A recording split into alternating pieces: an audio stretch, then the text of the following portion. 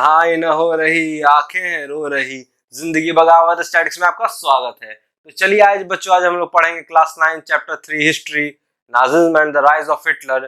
Topic है the year of depression 2। The year of depression 1 हम लोग अच्छी तरीके से पढ़ चुके हैं। उसमें कैसे यूएसए का जो शेयर मार्केट है, वॉल स्ट्रीट एक्सचेंज जो है क्रैश कर जाता है। ठीक है, जर्मनी तंगी चल ही रही थी, लेकिन थोड़ा बहुत यूएसए मदद कर रहा था, थोड़ा हालत जर्मनी का सुधर रहा था। लेकिन वो भी जर्मनी अपना हाथ हटा ली जब उसका शेयर मार्केट क्रैश कर गया, तो और बुरी हालत हो गई जर्मनी की। ठीक है, तो आगे की कहानी हम लोग समझते हैं। देखिएगा, तो बोलता है कि industrial production was reduced to 40% 1932। देखिए बोलता क्या है, बोलता बस एक सिंपल सा बात है। चलिए मार्कर उठा लेते हैं। सिंपल सा बात क्या बोलता है, अगर देखिए, अगर जर्मनी में एक फैक्ट्री अगर 100 सामान बना रहा है, 100 सामान बना रहा है, उसके लिए 100 लोगों की जरूरत है। 100 प्रोडक्ट्स 100 पीपल। अगर एक फैक्ट्री 100 सामान बना रहा है और उसके लिए 100 लोगों की जरूरत है, तो अब वो क्या कर रहा है, वो 40 ही सामान बना रहा है। 40 सामान बना रहा है, उसके लिए कितने लोगों की जरूरत पड़ेगा? 40 ही लोगों की जरूरत पड़ेगा। तो बाकी के 60 लोग बेरोजगार हुए ना, अनएम्प्लॉयड हो गए। तो वही बोलता है industrial production was reduced to 40%। मतलब मान लीजिए 100 सामान बनता था अगर किसी फैक्ट्री में, तो उसको घटा के 40 सामान कर दिया गया। 60 लोग, अब 60 सामान कम बन रहा है और 60 लोग भी बेरोजगार हो गए हैं। ठीक है, तो वही आगे बोलता है वर्कर्स लॉस्ट देयर जॉब्स और were paid less wages, unemployed 6 million. देखिए, अब मैंने बोला कि 100 सामान बन रहा है 100 लोगों के द्वारा एक फैक्ट्री में, अब 40 ही सामान बन रहा है, तो 40 लोग का जरूरत है। 60 लोग क्या हो गए, अनएम्प्लॉयड हो गए। तो यही बोल रहा है कि बहुत सारे वर्कर्स क्या कर दिए, अपना जॉब खो दिए, उनका नौकरी चला गया, क्योंकि अब ज्यादा लोगों को जरूरत है नहीं सामान बनाने के लिए जर्मनी फैक्ट्री में, क्योंकि जर्मनी के पास इतना पैसा ही नहीं है कि और लोगों को पैसा दे सके कि आप लोग प्रोडक्शन कीजिए। ठीक है, और क्या हुआ कि जो भी बचे कुछ लोग, जैसे अब 40 लोग 40 सामान बना रहे हैं, तो 40 लोग को जितना पैसा दिया जाता था पहले सैलरी, उससे कम दिया जाने लगा। समझ में आ रहा है? देखिएगा, और बोलता है कि लगभग 6 मिलियन लोग, 6 मिलियन मतलब 60 लाख लोग बेरोजगार हो गए थे। कहाँ? जर्मनी में। देखिए, Weimar Republic seem to offer no solution to this problems. अब देखिए, वहां सरकार किसकी थी? वेमार रिपब्लिक की सरकार थी जर्मनी में। और वेमार रिपब्लिक के पास कोई जवाब ही नहीं था देने के लिए, क्यों ऐसा हो रहा है, तो कैसे सुधारा जाए, उसको कुछ समझ ही में नहीं आ रहा था। मीटर चालू बत्ती गुल हो गया था। किसका? वेमार रिपब्लिक का। वेमार रिपब्लिक सरकार बनाओ था ना जर्मनी में, और ये सब इतना कुछ गरीबी आ गया, इतना बुरा हालत हो गया, तो वेमार रिपब्लिक से अगर सवाल करने जाओ तो वेमार रिपब्लिक के पास जवाब ही नहीं था। क्या जवाब दें आपकी बातों का हम? ठीक है, देखिएगा क्यों। देखिए, वेमार रिपब्लिक के कॉन्स्टिट्यूशन में कमी था, संविधान में बहुत दिक्कत था वेमार रिपब्लिक के। देखिएगा, अच्छा देखिए, समझिएगा कि वेमार रिपब्लिक कोई एक पार्टी नहीं था जो वेमार रिपब्लिक बन गया था। बहुत सारे छोटी छोटी पार्टी मिलके एक वेमार रिपब्लिक सरकार बनाए थे, कोलिएशन गवर्नमेंट। कौन सा गवर्नमेंट? Coalition government. तो देखिए, बहुत सारे छोटे छोटी पार्टी मिलके एक सरकार बनाए थे, इसका नाम था वेमार रिपब्लिक। जैसे कि आज के डेट में आरजेडी है, एलजेपी है, बीजेपी है, सब मिलके क्या कर ली, पूरे देश में सरकार बना ली। एग्जांपल दे रहे हैं।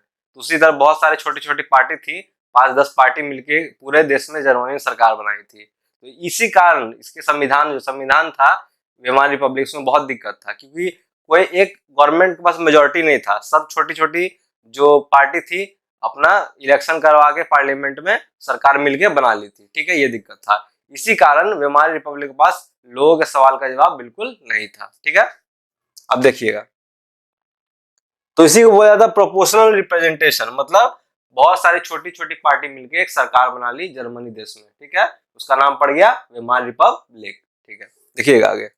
देखिए, आर्टिकल 48 है। आर्टिकल 48 प्रेसिडेंट को पावर देता है कि कभी भी इमरजेंसी लागू कर सकता है कहीं पे भी पूरे देश में, और लोगों का जो फंडामेंटल राइट है उसको सस्पेंड कर सकता है।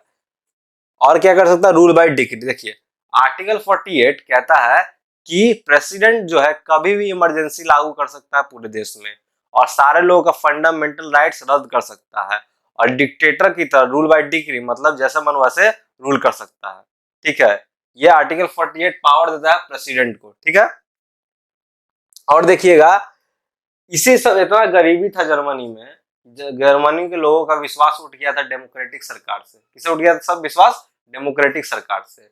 इसलिए लोगों का विश्वास किससे उठ गया? डेमोक्रेटिक पार्लियामेंट्री सिस्टम, डेमोक्रेटिक सरकार से लोगों का विश्वास क्या हो गया था? उठ गया था। चलिए पूरी कहानी दोबारा से रिकैप हम लोग कर देते हैं। चलिए देखिएगा, सबसे पहली बात, इंडस्ट्रियल प्रोडक्शन घट के 40% हो गया 1932 में।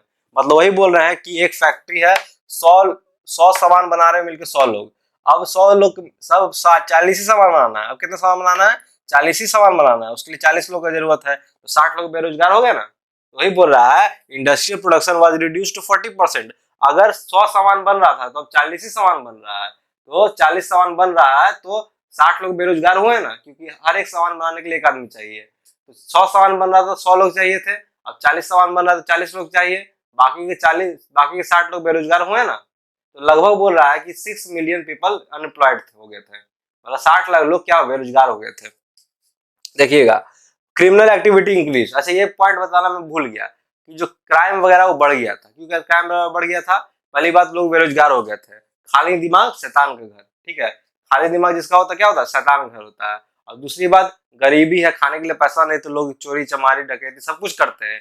ये जो बच्चों रोटी है ना, एक गोल सा रोटी हमारे जिंदगी में बहुत बड़ा इफेक्ट डालता है। इसलिए भगवान की पूजा करिए चाहे नहीं करिए, रोटी की पूजा जरूर कीजिएगा। क्योंकि रोटी जिस कारण लोग अपना कुछ भी कर सकते हैं खाने के लिए। अगर खाना नहीं मिलता लोग मर्डर तक कर देते हैं रोटी के लिए। इसलिए रोटी का लाइफ में बहुत ज्यादा वैल्यू है। रोटी की हमेशा इज्जत करिए और खाना कभी बर्बाद मत करिए, ये मैं कहना चाहूंगा। बाकी आपकी मर्जी है, आपका जीवन है, ठीक है।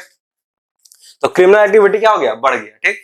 और बोलता है fall in the agriculture prices affected, मतलब जैसे किसान है, ये भी पॉइंट मैं समझाना भूल गया बीच में।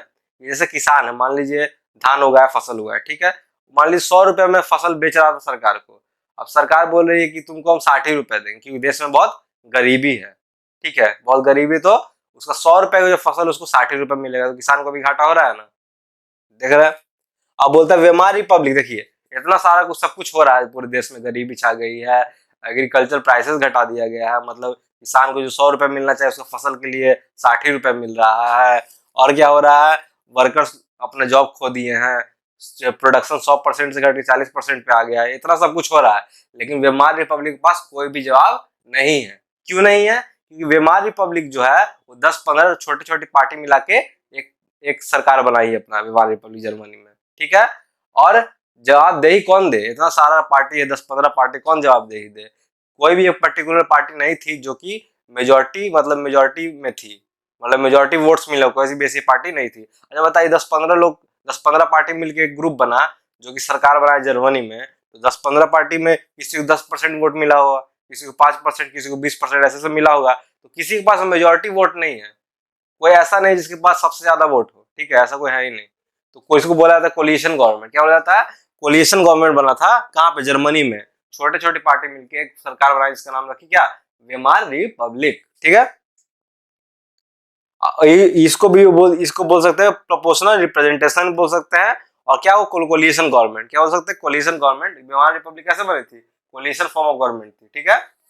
और देखिएगा आर्टिकल 48 कहता है कि वो प्रेसिडेंट को ताकत देता, पावर देता है कि कभी भी इमरजेंसी लागू कर सकता है, लोग का फंडामेंटल राइट को क्या कर सकता है? रद्द कर सकता है, और डिक्री के द्वारा रूल कर सकता है, मतलब जैसे मन वैसे रूल कर सकता है प्रेसिडेंट। ये पावर कौन देता है? ये पावर देता है आपको आर्टिकल 48, ठीक है। इतना सब कुछ समझ में आया। और क्या होता है कि पीपल जो लोग थे वो अब डेमोक्रेसी सरकार में अपना कॉन्फिडेंस खो दिए थे। वेमार रिपब्लिक थी डेमोक्रेटिक गवर्नमेंट, उसमें गरीबी लोग देख रहे हैं, प्राइसेस गिर रहा है, लोग अनएम्प्लॉयड हो रहे हैं, इतनी सब कुछ देखने के बाद लोगों को लगने लगा कि डेमोक्रेटिक सरकार से अच्छा तो डिक्टेटरशिप है, ठीक है। तो ये था आज का वीडियो। आशा करते हैं आपको सब कुछ पसंद आया होगा। और अभी हमारे आस पास इधर इधर अब देखिएगा तो दिखाया होगा प्लेलिस्ट, जो चैप्टर है हम लोग का Nazism and the rise of Hitler, उसका ये शायद 9वां वीडियो है। अब पूरे प्लेलिस्ट को आप देखें, आशा करते हैं आपको सब कुछ पसंद आया होगा और सब कुछ समझ में आएगा। अगले वीडियो में मिलते हैं, धन्यवाद।